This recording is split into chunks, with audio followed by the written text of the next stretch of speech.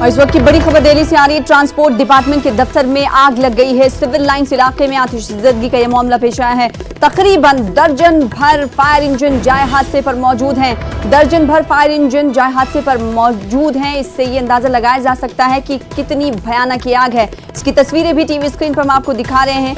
Transport department के दफ्तर में आतिशज़दगी का वाकया पेश आया है। सिविल लाइंस इलाके में ये दफ्तर है जहां पर आतिशज़दगी का वाकया पेश आया है। हालांकि आग को बुझाने की कोशिश की जा रही है और इसलिए तकरीबन दर्जन भर फायर सर्विस की गाड़ियां मौजूद हैं। आग को बुझाने की कोशिश की जा रही है। आप देख सकते हैं किस तरह से भयानक आतिशज़दगी का वाकया पेश आया है।